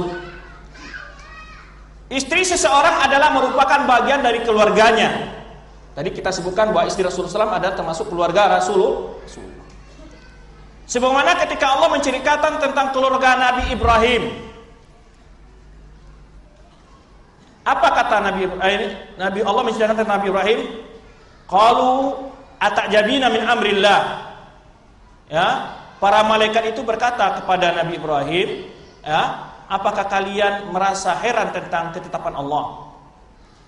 Rahmatullahi wa barakatuhu alaikum ahlal bait. Yaitu adalah rahmat Allah dan keberkatannya dicurahkan atas kalian wahai ahlul bait. Innahu hamidum majid. Sungguhnya Allah itu maha terpuji, ya, lagi maha pemurah. Imam Qurtubi berkata ketika menafsirkan ayat ini memberikan penjelasan bahwa istri seseorang termasuk bagian dari keluarganya, yaitu ahlu baitihi, ahlu baitnya. Hal ini menunjukkan bahwa istri para nabi adalah bagian dari keluarga ahlu baitihi. Maka Aisyah radhiyallahu anha dan lainnya adalah termasuk dari jumlah ahlul bait Nabi SAW, yakni termasuk di antara orang-orang yang disebut Allah dalam firman-Nya, innama yuridullahu liyudhiba ankum rijsa ahlil baiti wa yutahhirukum tathira. Surat Al-Ahzab ayat 33. Jadi di sini Imam Qurtubi pun mengambil faedah dari ayat yang sebetulnya, karena disebut di sini wa barakat alaikum ahlul bait. Ahlul bait di sini siapa maksudnya? Ibrahim dan istrinya. Karena ketika Nabi Ibrahim istrinya kan belum juga memiliki anak, itu begitu ya. Lalu ketika ini Siti Sarah ini hamil, ini atajabina min amrillah, ya, maka yang maksud sini Ibrahim dan istrinya. Lalu Imam Qurtubi mengomentari ayat ini bahwa ini menunjukkan bahwa istri seseorang itu bagian dari keluarganya, ya pasti gitu. Tapi setelah itu dia sebut tentang Aisyah. Tujuan kenapa?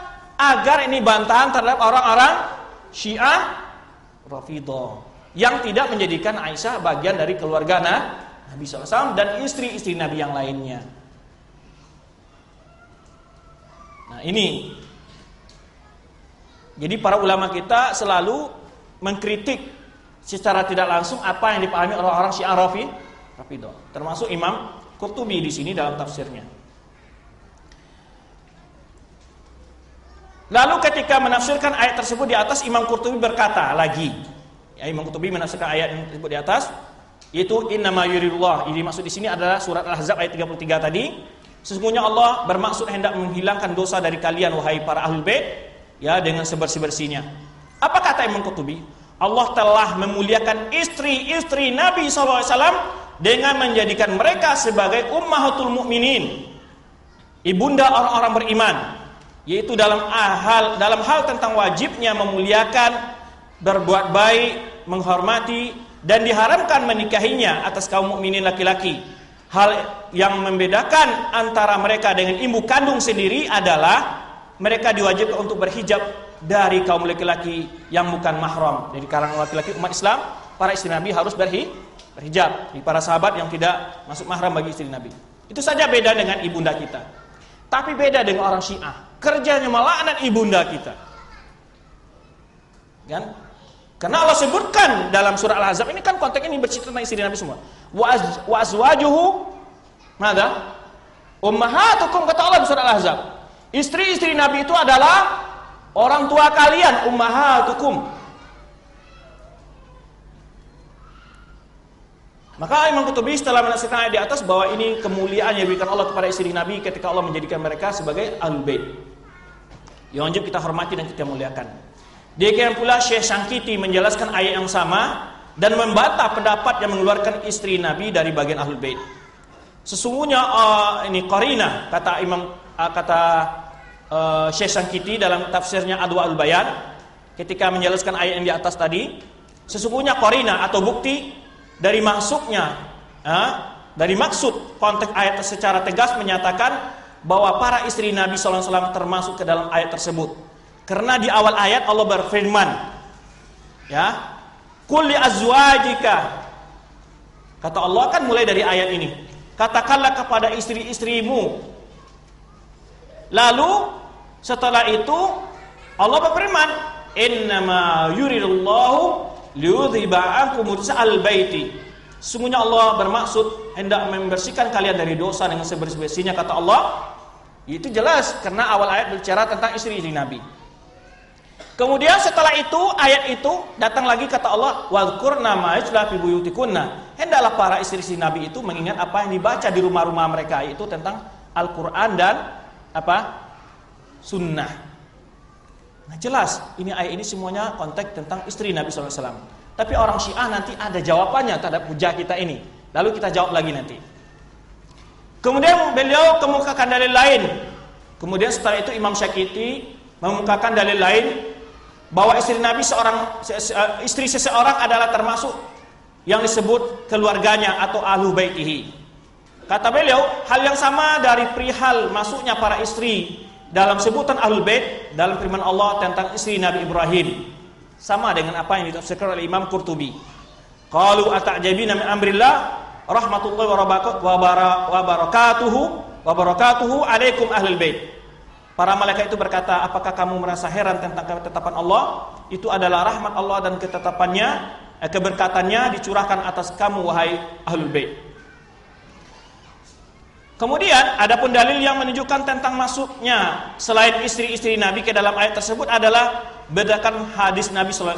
Nah, orang Syiah pun menjadikan dalil ini yang dimaksud sebagai Ahlul Bait itu hanyalah Ali, Fatimah, Hasan dan Husain. Karena ada hadis yang diriwayatkan oleh Ummu Salamah dan juga Aisyah bahwa Rasulullah SAW membaca ayat tersebut lalu membalut mereka dengan selimut. Ya, lalu hum ahlul baiti. Para ulama menjawab, masuknya Hasan dan Husain, Ali dan Fatimah ke dalam ahlul bait berdasarkan hadis Rasulullah SAW, bukan berdasarkan ayat. Adapun karena Rasulullah SAW menafsirkan firman Allah itu dengan hadisnya. Sedangkan para istri Nabi masuk secara konteks ayat itu. Adapun masuk karena Rasulullah SAW ingin menjelaskan bahwa ayat itu tidak khusus untuk keluarga istri Nabi saja, tapi mencakup anak dan cucu Nabi. Maka dijelaskan dengan hadis.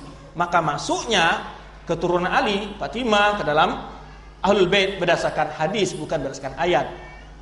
Nah, ini yang disebut oleh Syekh di sini.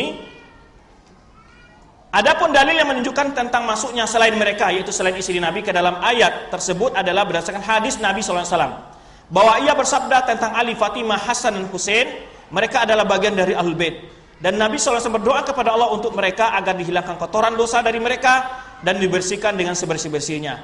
Hal tersebut telah diriwayatkan oleh sekelompok sahabat Nabi SAW. Di antara mereka adalah Ummahatul Mukminin Ummu Salamah. Jadi Ummu Salamah meriwayatkan, Abu Sa'id Al-Khudri, Anas bin Malik, Wasilah bin Asqa dan Ummul Mukminin Aisyah radhiyallahu anha. Di sini juga terjawab tuduhan Syiah yang mengatakan bahwa Ahlus Sunnah menyembunyikan keutamaan Ahlul Bait. Ini yang meriwayatkan hadis ini siapa? Istri Nabi. Aisyah meriwayatkan tentang fadilah Ahlul Bait di sini. Justru ini membungkam mulut-mulut mereka bahwa Aisyah atau sahabat lain menyembunyikan keutamaan Ahlul Bait adalah bohong. Bukti ini sahabat-sahabat jelas menyampaikan hadis-hadis ketika Rasulullah SAW menyelimuti Ali, Fatimah, Hasan, Husain radhiyallahu anhum ajmain, itu hum ahlul baiti, hum ahlul baiti. Ini dikemukakan oleh siapa? Sahabat siapa yang meriwayatkan? Ummahatul Mukminin, di antaranya Ummu Salamah dan Aisyah radhiyallahu anha. Mereka tidak pernah menyembunyikan keutamaan-keutamaan Ahlul Bait. Kemudian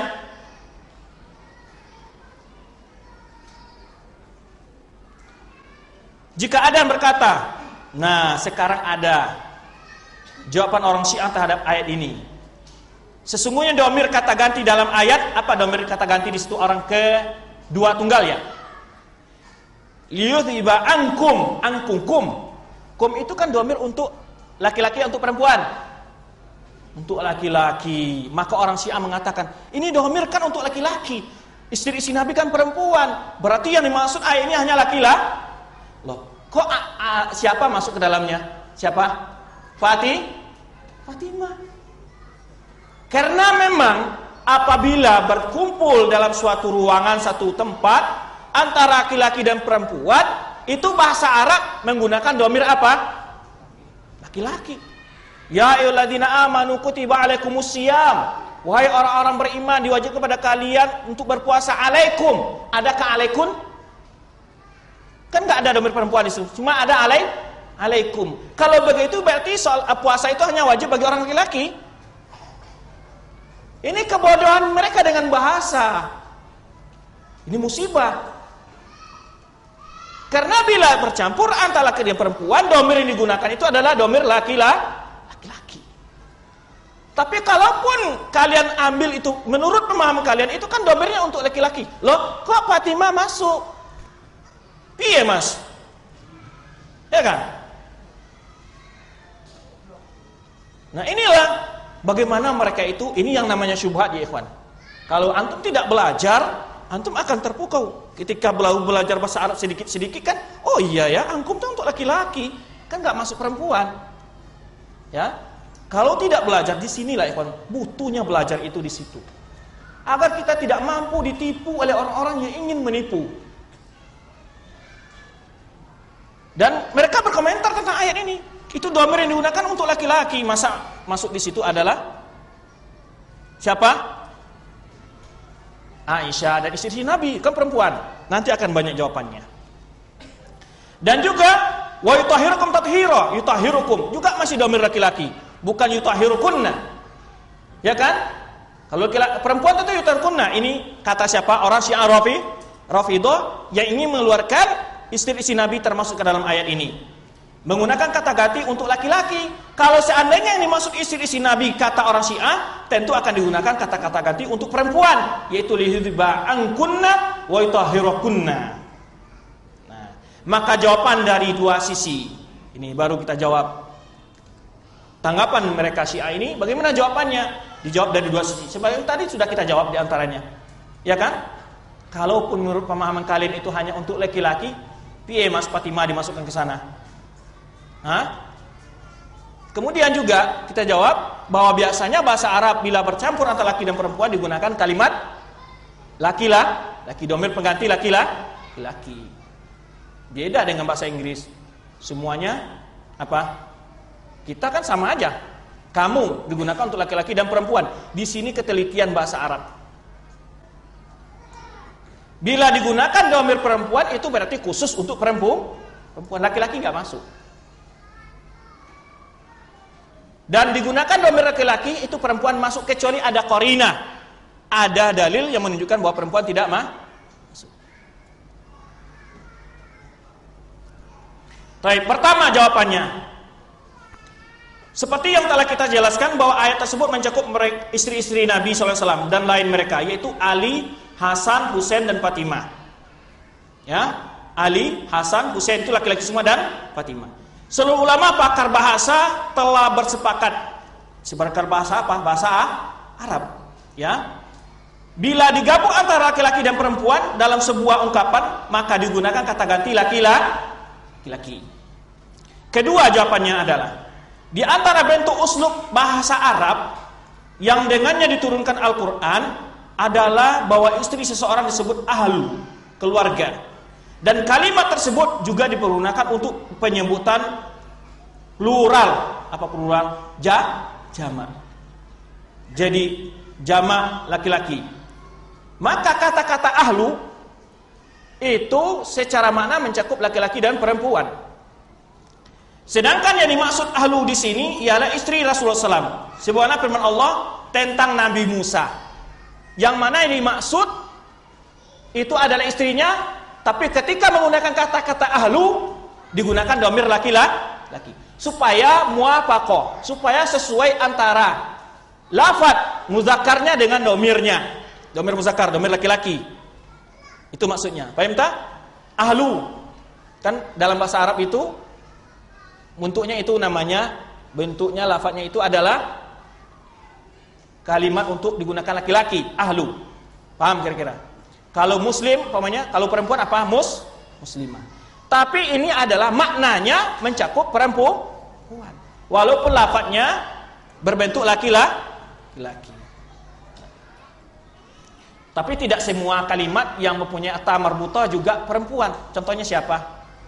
Hamzah, Tolha, ya kan? Nah, ada dikecuali. Jadi ada hal-hal yang perlu dijelaskan. Alasan digunakan kata ganti laki-laki dalam ayat tersebut agak sesuai dengan lafaz ahlu. Jadi menyesuaikan antara dhamir dengan lafaz ahlu. Lafaz ahlu tadi kita sebutkan bentuknya muzakkar atau bentuknya digunakan kata ganti laki-laki, maka dicocok dengan itu dhamir laki-laki. Tapi maknanya mencakup apa? Perempuan. Nah, di mana contohnya dalam Al-Quran ada makna ahlu yang dimaksud adalah perempuan? Yaitu ketika Allah menyebutkan tentang kisah Musa. Idz qala Musa li ahlihi, ketika Musa berkata kepada keluarganya. Siapa keluarganya di sini? Istrinya, ya kan? Istrinya. Ketika Musa berkata kepada istrinya waktu telah selesai dia di Madian menunaikan kontrak idahnya, maharnya itu 10 tahun, ya kan? Ya, 9 tahun atau 10 tahun. Kemudian dia kembali ke Mesir, kan begitu. Dalam perjalanan dia melihat api. Idz qala Musa li ahli, ketika Musa berkata kepada keluarganya. Ini maksudnya siapa? Istrinya. Inni anastu nara sa'atikum. Aku akan datang kepada kalian. Saya melihat api dan saya akan datang membawanya kepada kalian. Sa'atikum minha. Kum di sini digunakan kan? Bukan sa'atiki, bukan sa'atikunna, tapi sa'atikum. Kenapa digunakan dhamir muzakkar? Muwafaqah li lafzi ahlu.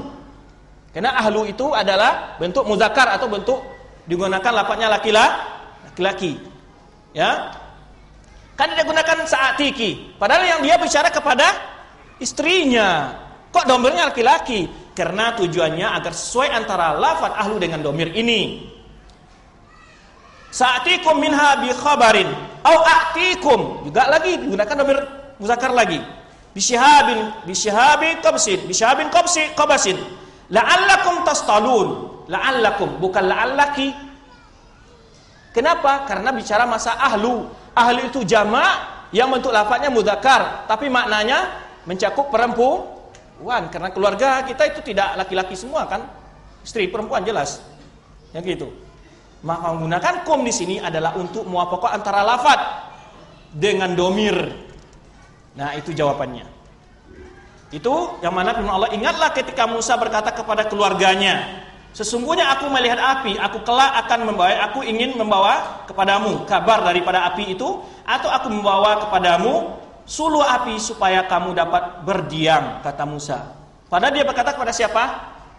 Istrinya. Ini jawaban dari orang Syiah mengatakan dhamir itu kan kum untuk laki-laki. Pada ayat yang lain, nah, juga digunakan dhamir kum, tapi ketika beriringan dengan ahli tadi. Hal ataka hadith Musa, apakah telah sampai kepada kalian tentang kisah Musa? Idra'a naran, ketika dia melihat api. Faqala li ahlihi, maka dia berkata kepada keluarganya, imkuthu. Itu kan jamak tuh, untuk laki-laki ya kan? Berdiamlah kalian di sini. Bukan umkuthi, kalau untuk laki-laki perempuan biasanya umkuthi. Tapi kenapa Musa menggunakan dhamir jamak mudzakkar di sini? untuk menyesuaikan antara lafadz di sini digunakan lafadz ahlu, maka disesuaikan dengan domirnya. Summa la'alli a'tikum, mudah-mudahan saya akan membawa kepada kalian, yaitu ya membawa sedikit daripadanya ini api itu kepada kalian. Ini semuanya menunjukkan jawaban dari orang Syiah yang mengomentari kum digunakan domirnya untuk laki-laki, perempuan tidak boleh masuk. Ini keliru. Ya, ini sudah kita sebutkan karena di sini ada dua jawaban tadi, kata-kata ahlu itu karena berbentuk muzakkar, maka oleh sebab itulah digunakan apa? Domir muzakkar. Tapi maknanya mencakup perempuan. Kemudian lawan bicara Nabi Musa di sini adalah istrinya.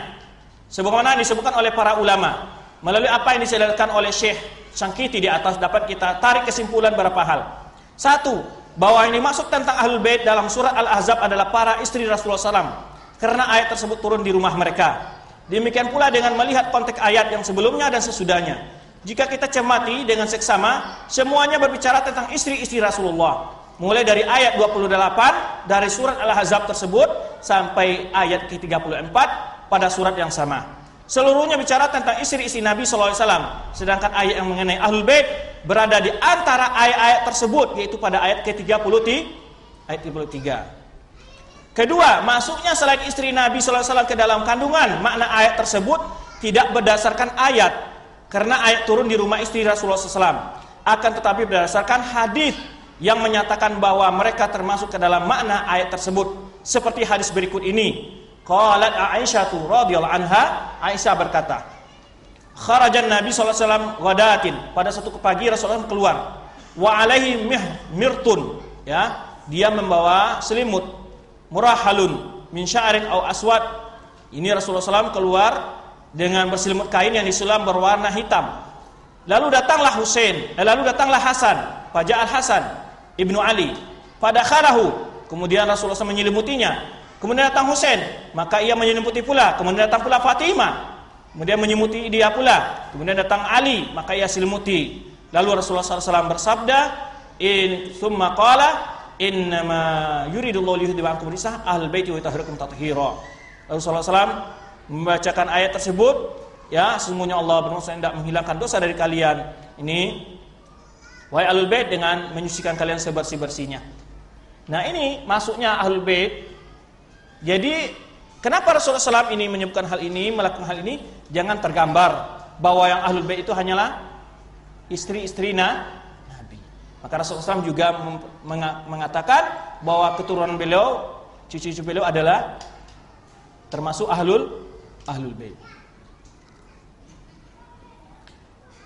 Kemudian ini adalah hadis ini diwakilkan oleh Aisyah. Ini sudah kita sebutkan di faedah yang lain, bahwa para ahlu sunnah, para sahabat-sahabat yang lain, istri-istri Nabi nggak pernah menyembunyikan keutamaan ahlul bait. Buktinya hadis ini diwakilkan oleh Aisyah radhiyallahu anha.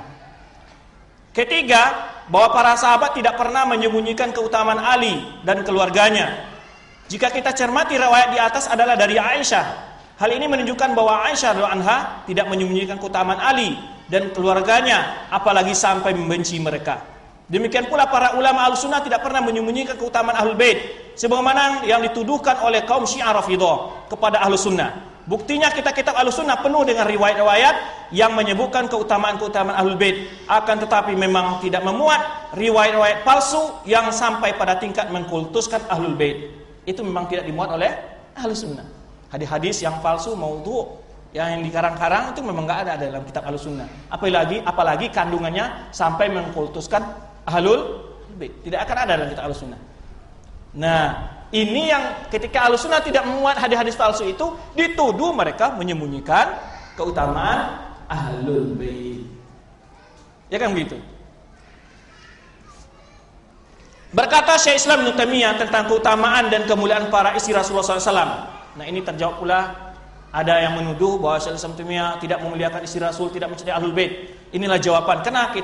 Kenapa perkataan Syekh Islam kita nukil di sini? Karena untuk menjawab sangkaan tadi dan tuduhan bohong itu. Ada buku itu. Antum kalau lihat Ibnu Taimiyah Nasibi, Ahlussunnah Nasibi. Ada buku. Menuduh Syekh Islam Taimiyah adalah yaitu orang yang membenci Aisyah. Saya baca sedikit bukunya itu, menuduh, mencela Aisyah, mencela Ahlul Bait dan seterusnya. Padahal tidak sama sekali. Oleh itu sini kita ungkapan Syekh Islam Ibnu Taimiyah berbicara tentang keutamaan dan kemuliaan para istri Rasulullah SAW. Di antara pokok-pokok akidah Ahlussunnah wal Jamaah adalah mereka berloyalitas kepada istri-istri Rasulullah SAW, ummahatul mukminin, ibunda orang-orang beriman. Sebenarnya Allah nyatakan dalam firman-Nya, ya, An-nabiyyu aula bil mu'minin min anfusihim wa azwajuhu ummahatuhum.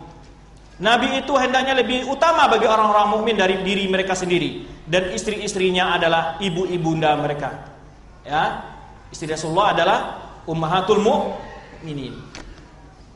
Ini jelas sekali bagaimana pandangan Ahlussunnah, terutama kita ungkapan Syekh Islam untuk menjawab tuduhan tadi itu. Kemudian itu tentang ayat kemuliaan Ahlul Bait, siapa mereka Ahlul Bait. Sekarang pindah kepada hadis-hadis Rasulullah SAW. Berikut ini kita sebutkan beberapa hadis yang menunjukkan tentang kemuliaan atau tentang kewajiban memuliakan Ahlul Bait.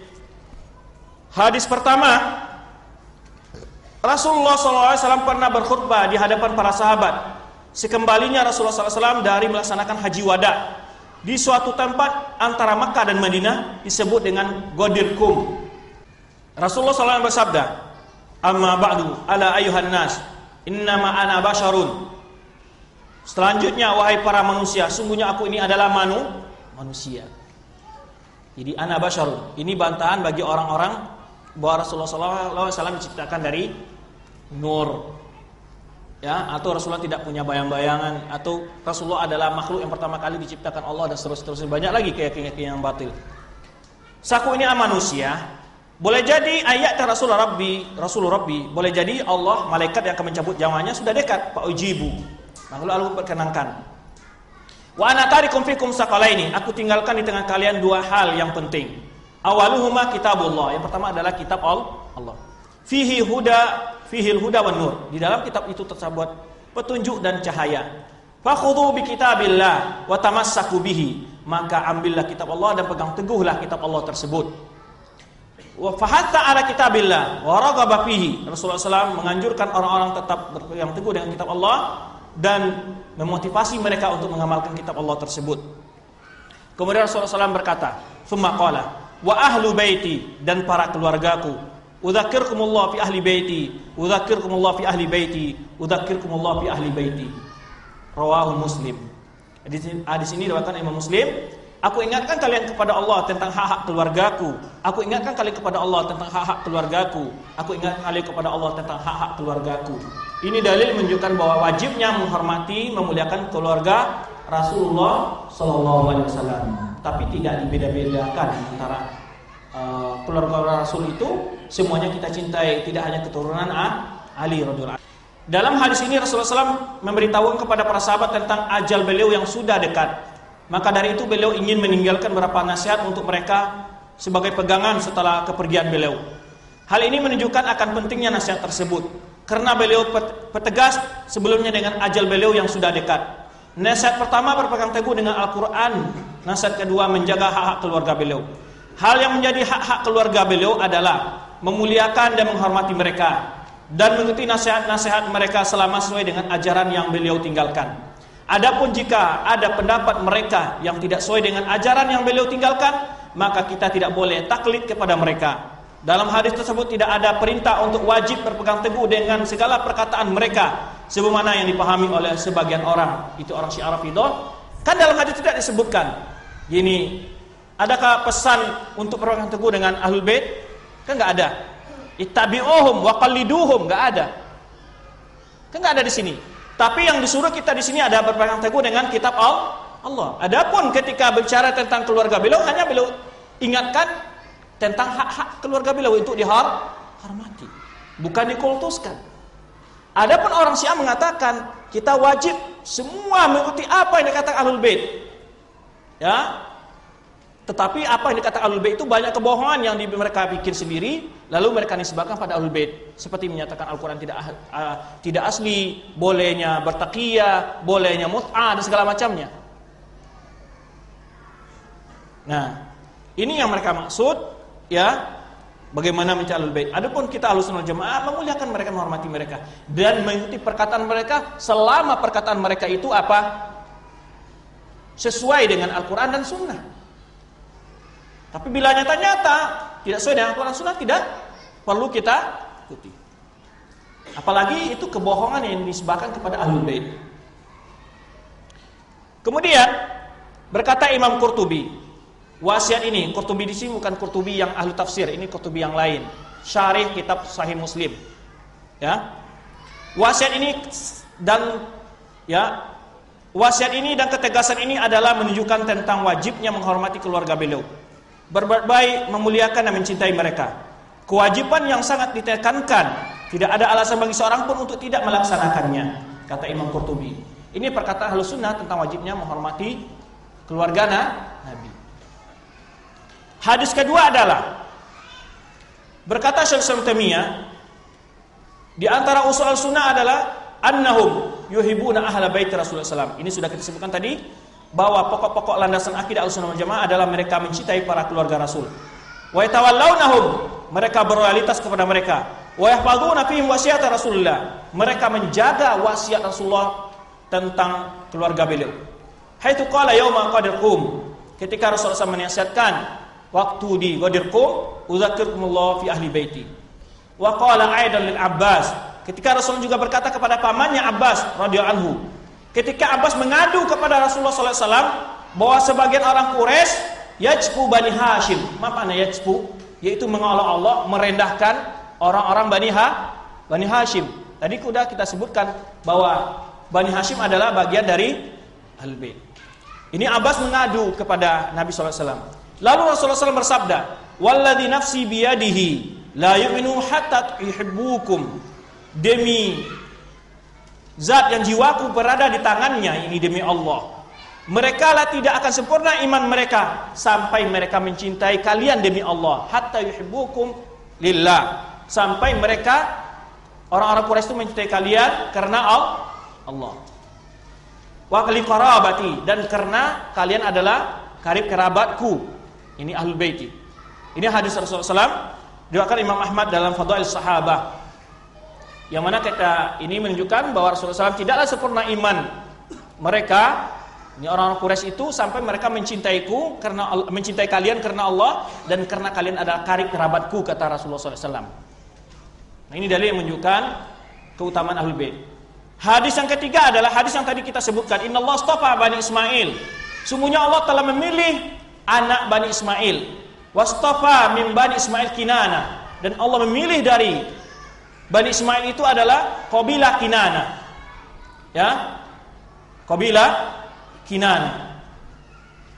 Wastafa min Kinana Quraisyan, dan telah memilih dari Bani Kinana itu kaum Quraisy. Wastafa min Quraisy Bani Hashim, dan memilih dari kelompok Quraisy yaitu suku Bani Hashim. Wastafani Bani Hashim, lalu Allah memilihku dari kalangan Bani Hashim untuk menjadi rasul. Ini menunjukkan kemuliaan-kemuliaan tentang keluarga Rasulullah SAW. Kemudian berkata Ibnu Hajar Al-Haytami, bukan Ibnu Hajar Al-Asqalani.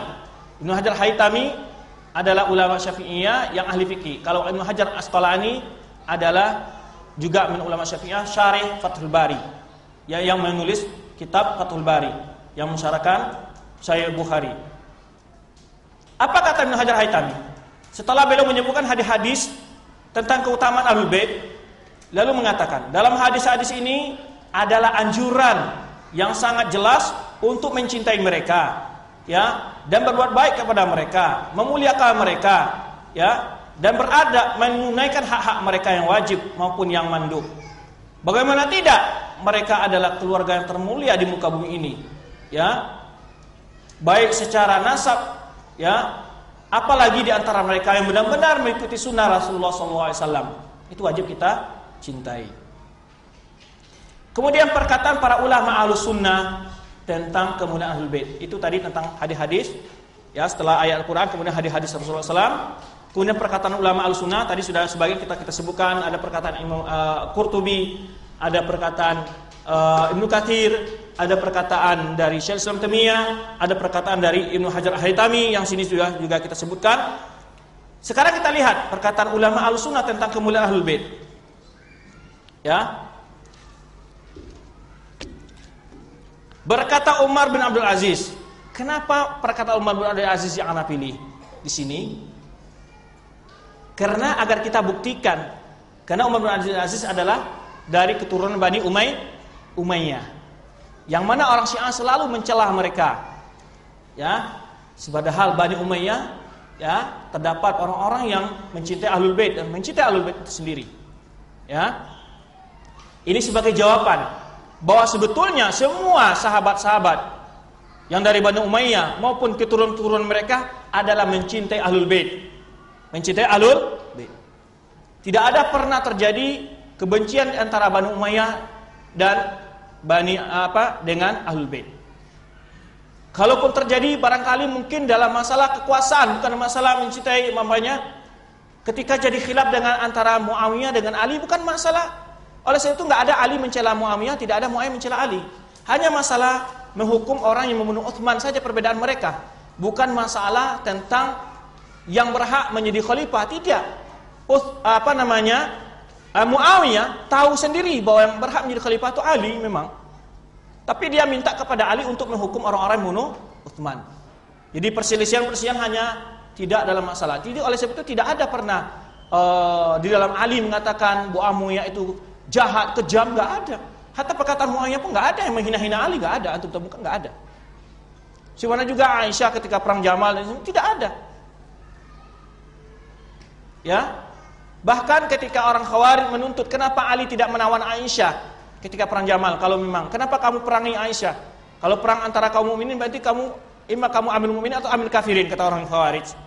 Lalu Ibnu Abbas berkata kepada orang Khawarij ketika dia mengkritik Ali bin Abi Thalib dengan demikian, siapa yang mau menjadikan istri Rasulullah Aisyah sebagai tawanannya? Kan nggak mungkin. Karena perselisihan terjadi antara sahabat itu adalah memang fitnah yang direkayasa oleh orang-orang munafikin. Ya, adapun di antara mereka semuanya ikhlas ingin menerapkan kebenaran. Nah, ini kita buktikan bagaimana kemuliaan Ahlul Bait dalam pandangan Bani Umayyah. Berkata Umar bin Abdul Aziz adalah seorang khalifah, keutamaannya masyhur di kalangan kaum mukminin semuanya. Apa perkataannya kepada Abdullah bin Hasan bin Husain? Dia anak Husain ada namanya Hasan, anak Hasan ada namanya siapa? Abdullah. Apa katanya? Idza kana laka hajatun faktub li. Jadi karena dia tinggal di Madinah. Apabila engkau butuh sesuatu, maka tulislah kepada aku. Fa ini astahyi minallah, aku malu kepada Allah. Jika Allah melihatmu berdiri di hadapan pintu di pintu rumahku. Ma ala dhahril ardi, tidaklah terdapat di muka bumi ini keluarga yang paling aku cintai daripada kalian. Bahkan kalian lebih aku cintai daripada keluargaku sendiri. Ini ungkapan siapa? Umar bin Abdul Aziz. Tidak terdapat di muka bumi ini keluarga yang aku cintai melebihi kecintaanku kepada kalian. Kalian adalah keluarga yang paling aku cintai. Bahkan kalian lebih aku cintai daripada keluargaku sendiri. Ungkapan Umar bin Abdul Aziz kepada Abdullah bin Hasan bin Husain. Berkata lagi Umar bin Abdul Aziz kepada Fatimah binti Ali. Binti Ali bin Hasan atau binti bin Husain, ini cucu-cucu dari Hasan dan Husain ini. Ya ibnata Ali, wahai anak Ali. Ini bukan mana Ali bin Abi Thalib ya. Di sini kan ada disebutkan sini ini mungkin Ali Zainul Abidin, mungkin anak Ali Zainul Abidin atau Ali yang lainnya, kan mana Ali di sini. Juga bisa juga Ali Al-Jawad. Yang dekat itu ada Ali Zainul Abidin karena Muhammad bin Aziz adalah tabi'in.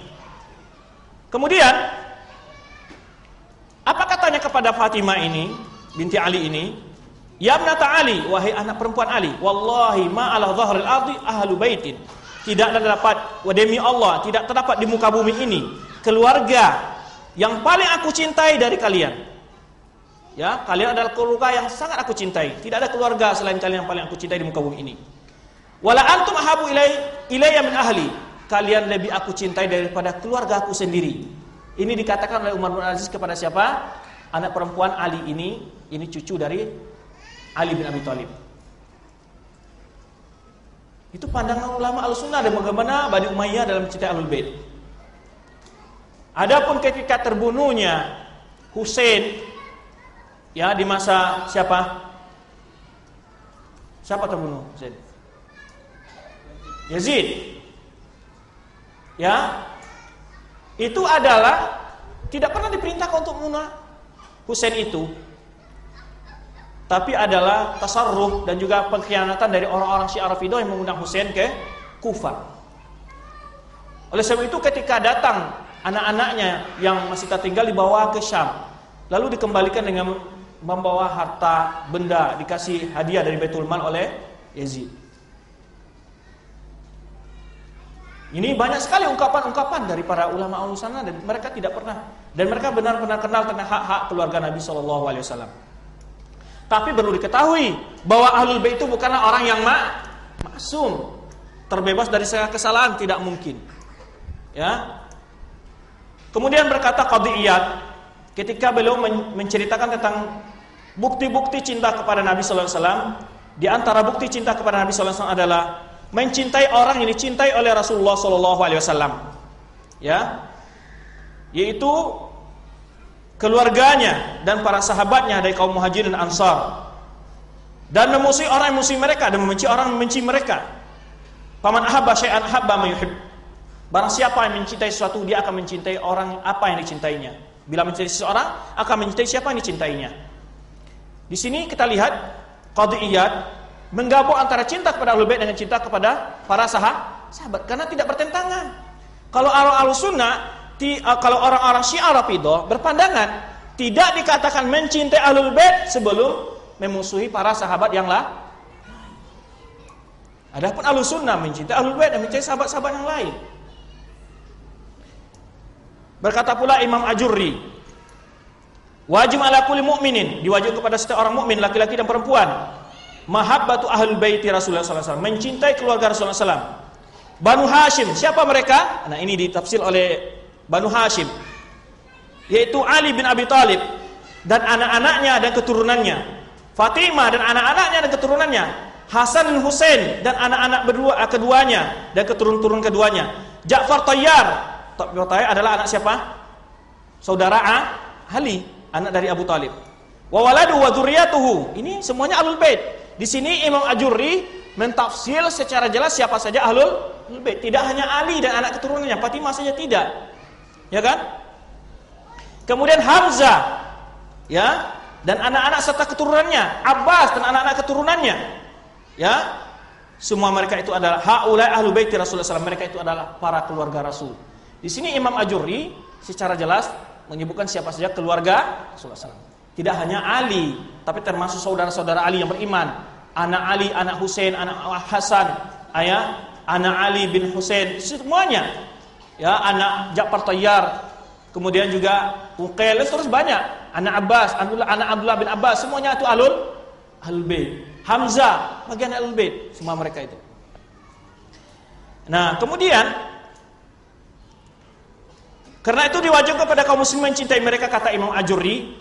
Ini dalam kitab beliau, ini kitab beliau yang terkenal Asy-Syari'ah, Imam Ajurri. Tadi sudah kita sebutkan, tidak luput dalam kitab-kitab yang dikarang oleh ulama Ahlussunnah wal Jamaah tentang akidah Ahlussunnah wal Jamaah selalu menyinggung masalah apa?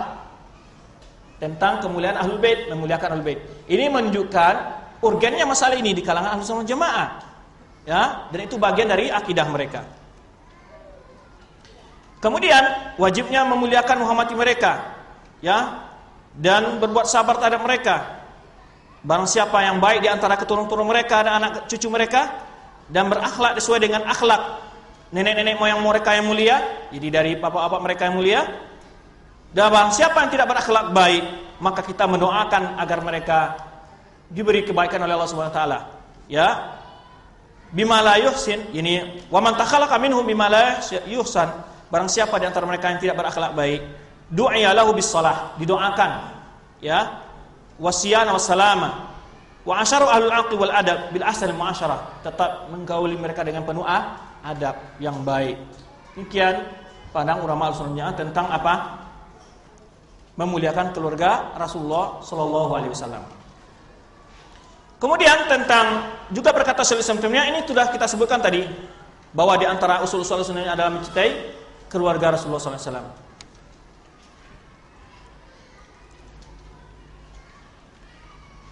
Dan masih banyak ungkapan-ungkapan dari para ulama di sini. Kemudian juga berkata Imam Baihaqi, Imam Baihaqi tentang menghormati keluarga Rasul. Ya. Di antara menghormati Rasulullah SAW adalah menghormati keluarga beliau dan menghormati anak kaum Muhajirin dan Ansar. Di sini juga sama ungkapan dengan Qadhi Iyad. Jadi menggabung antara cinta kepada Ahlul Bait dengan mencintai para sahabat. Kemudian itu beberapa ungkapan dari para ulama-ulama Ahlussunnah Jamaah. Insyaallah setelah maghrib kita lanjutkan pembahasan tentang atau nanti kelompok yang menyimpang dalam mencintai Ahlul Bait. Karena di sini persiapan maghrib, ya. Cukup sampai di sini dulu.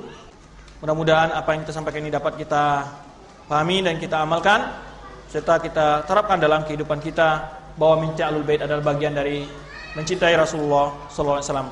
Subhanakallahumma bihamdika asyhadu an la ilaha illa anta wa astaghfiruka wa atubu ilaik. Wassalamualaikum warahmatullahi wabarakatuh.